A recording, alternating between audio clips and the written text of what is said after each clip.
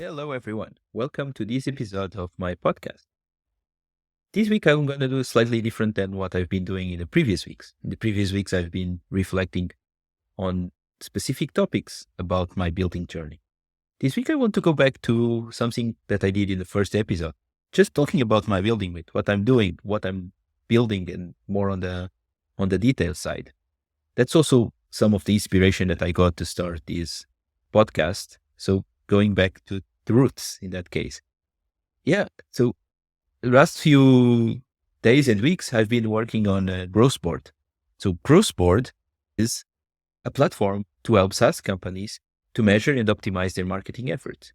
We want to connect the source of your leads with your payment information and provide you with insights to optimize your marketing efforts. Really to know which channels are working the best in terms of long-term value from your customers, and really that you can focus and optimize those channels. So that's essentially what we want to build. And in order to do that, initially we started thinking that we could do that by connecting your analytics provider and your payment system. And with the two worlds, we could connect that. However, if we just do that, we cannot connect the two worlds. So we decided to change slightly our technical approach. Instead of connecting with analytics, we decided to build our own tracking snippet that could be injected into our customer's code. So we decided to develop this SDK on that end. I've never built an SDK before like that. So as everybody's doing recently, I decided to ask for some help. And my best friend, ChatGPT, of course, gave me some tips, and we could brainstorm together of how to start developing this snippet. We started just a normal JavaScript, small JavaScript project from scratch without any framework, and start really tracking this information from the users. It also helped me identify which type of parameters I can retrieve from the browser, the referral, the browser details, the UTM parameters, what is common to do in that sense. And then I could build all this snippet that could then be injected into some other project's code. Then I injected these on my own project in some of them, because getting real data is super crucial in this project. We really need to get real data, and we cannot mock that data because there are so many combinations, so many different types of information that the different sites are providing, that if we don't have this real data, we will be just having a small view of what's possible and not the complex cases.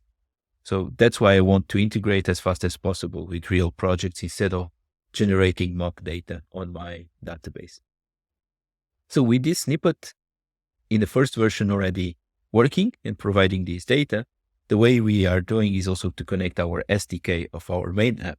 So in our SDK, we have an API, in our app, we have an API that is called from our snippet or SDK that would store these into our database.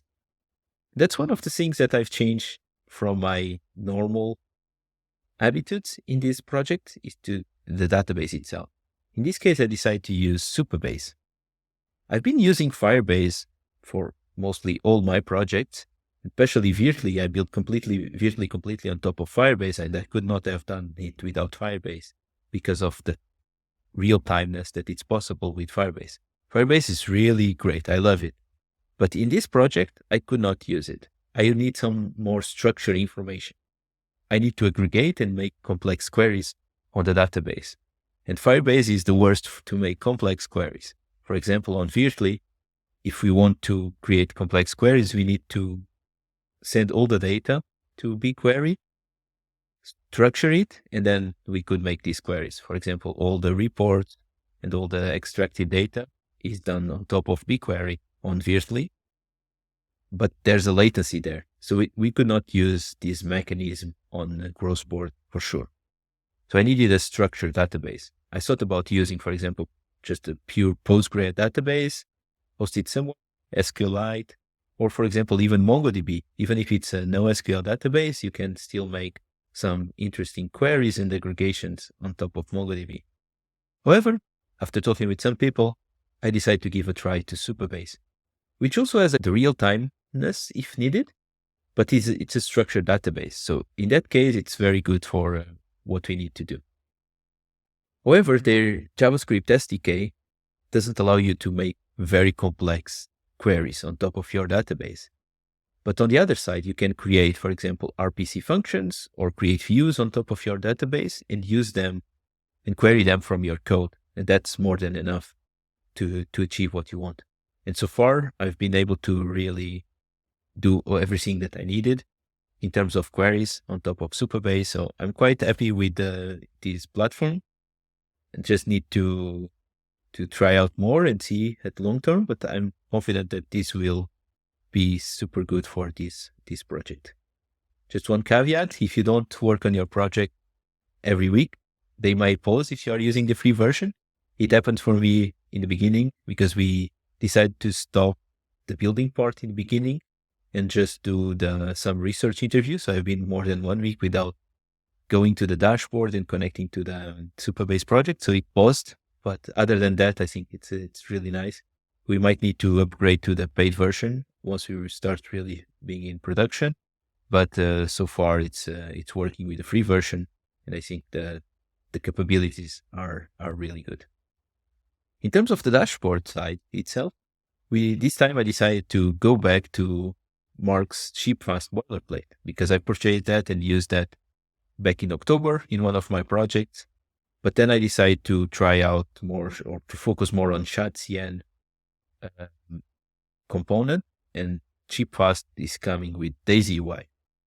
But this time I decided let's try again this one, give another try to this boilerplate and focus especially on DaisyUI. That was my biggest concern in the beginning when I use it, was more the UI itself because I was more familiar with ShadCN. But DaisyUI, it's also becoming a nice surprise for me. It's very simple to use, very natural. It doesn't come with everything that ShadCN can come. For example, on the forms, ShadCN is much more complex, not in terms of the styling of the components, but also what it comes around with, because it comes already with React hooks, the React form hooks, for example, that allows you to really create nice forms. But you can also use that with DaisyUI. It's just a question of understanding how it works and implement it. It's very simple to use, so there's no drawback on that side, just simply that it's not coming plug and play as with ShadCN with the examples that they have. So in that sense, you can really build everything. And the look and feel is also interesting. It's different than ShadCN for sure, but you can really create also very appealing UIs and very nice user flows as well using these DaisyUI. And I'm enjoying it so far, to be honest. So we'll keep trying it, and maybe this will be my go-to frameworks for my next projects using Supabase and DaisyUI. Let's see, don't know, but something that I need to also to be more conscious and focus is to focus more on only one type of stack and not trying many different things. And that's something that I'm not being super efficient in that end because I'm also want to learn and experiment different things.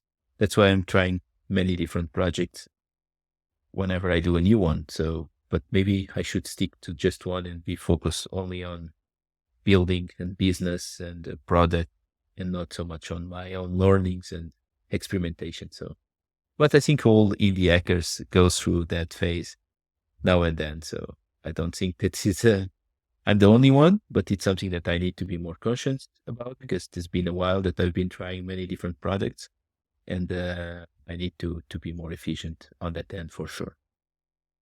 Yeah, so that's been the focus more on recently on the growth part. And another aspect that I want to share with you is about the content itself. So we want to invest also quite a lot on the SEO side from the beginning. We have be more focused on the product and helping me more structuring the product itself in terms of UX and on the product side. And we have Matt that it's really our growth expert, our marketing expert. And we will be more focusing on the content itself, on keyword research, on how we can create content from day one. But in order for them to help me in a streamlined way, I cannot have them writing the MDX files directly on the code because it's not efficient. We need a easy UI to edit their content. So I've been focusing on finding headless CMS that could be plugged into our code and have the content managed with an easy interface for them. I don't want also to host our content completely outside and have, like, for example, using Webflow for our landing page and so on. I want to have some kind of control on the front end and also making it lean and don't have more system on top of it. But somehow we need a UI to manage our content. So I asked on Twitter what would be some suggestion for headless CMS. I've used Directus in the past on my Waddly project together with Elias. Elias has used it in the past and suggested me to use it, and it's very nice. We can host it on our own servers if you want to. But I decided to ask what are the solutions are there. And someone suggested Tina.io CMS. So it's very particular, this one, because you don't have a database with your content out somewhere else. So your app doesn't need to query your database to get the content. Basically, your content is directly in your code.